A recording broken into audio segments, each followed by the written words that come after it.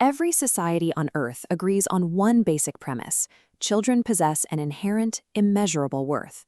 Because of that, we build massive, well-intentioned ecosystems, schools, courts, and agencies, designed entirely to protect them.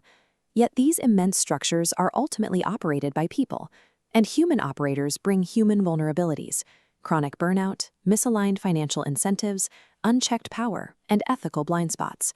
When those vulnerabilities are allowed to fester, the machinery breaks down. The very systems built to shield children instead turn them into collateral damage.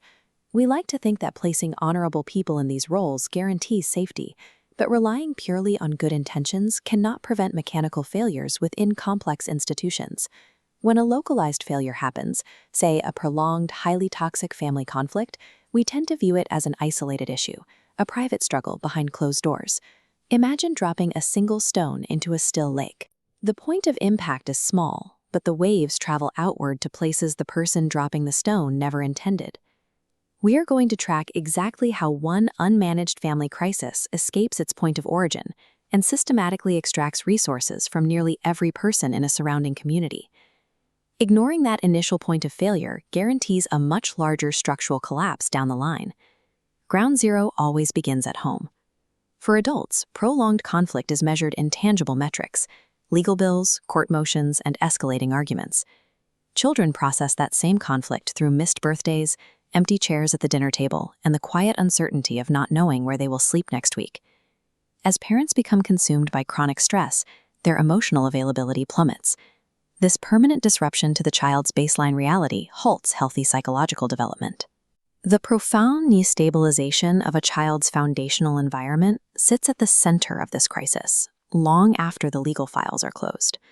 That destabilization cannot be contained inside the walls of a house. The moment a child walks into a classroom, stress leaks directly into the local school system.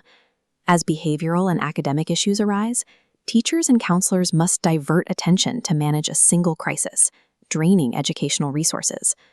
The toll quickly expands. Pediatricians, therapists, and emergency departments are drawn in, each managing one piece of a fracturing picture. What society easily dismisses as a private family matter has rapidly evolved into a heavy operational tax on public institutions. The cascade keeps moving. The adults carrying this chronic stress carry it straight into the economy. Employers face measurable fallout in the form of increased absenteeism and plummeting productivity. When a parent cannot concentrate or advance professionally, coworkers are often forced to redistribute workloads to absorb the pressure. At the macro level, the system stalls. While the economy absorbs the loss of productivity, the justice system bogs down in complex, prolonged disputes, creating a massive drain on both public funding and private wealth. Failing to protect a single child early on forces the costly intervention of dozens of entirely disconnected professionals across the entire regional economy.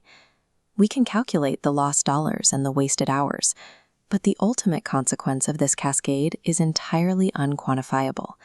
Public trust is society's most fragile and valuable resource. It is the only currency that allows institutions to function effectively.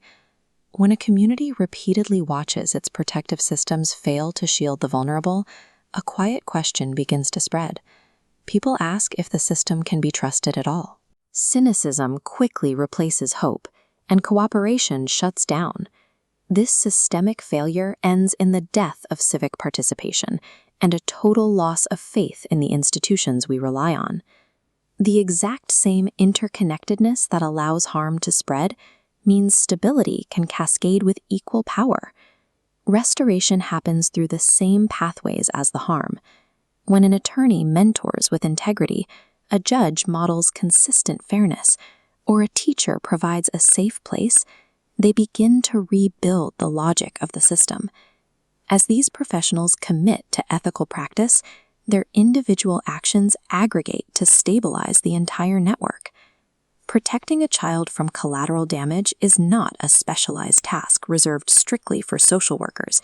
Children possess immeasurable worth, and the ripples created by how we treat them today will define the character and the trust of our communities for years to follow.